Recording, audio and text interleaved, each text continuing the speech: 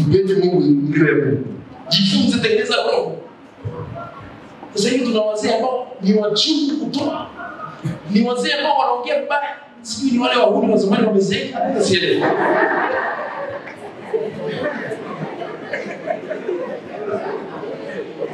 Sasa pale wale walio wanacheza draft hiyo wanapiga kelele ya wala nini? Wakizeeka utajua kama walikuwa wanacheza kile. Usijua. Sasa ni wazee ambao wanalalamika na wanajua ni wale wahuni wa zamani wamezeeka. Sasa nawe mwanangu nijenge roho yako ya uchaji na utoaji wa sadaka. Unaanza sasa hivi. Tangu ukiwa mtoto. Nakwambia usitegemee ujilee vibaya zaidi uje uwe mzuri baadaye. Yaani hamna, jifunze sasa kuonyesha imani yako kwa njia mbalimbali. Jifunze kutoa sadaka. Jifunze kutoa michango yenu, yaani msitumie muda mrefu kupambana na kimchango kidogo. Mnatoa kwa kujilazimisha. Kama mtoto aliyeficha pipi. Unakula cheki.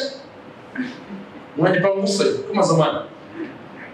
Kwa zamani ikiwa shule ya msingi. Unaomba mandazi unaweka mfukoni. Unachukua picha, unatupa.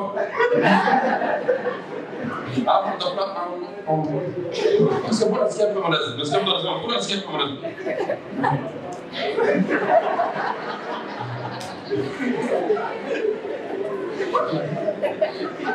Ndio mfumo. Unaamua kulijifikia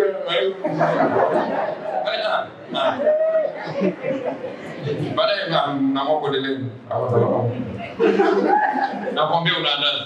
Anaanza kusikia usikizaji.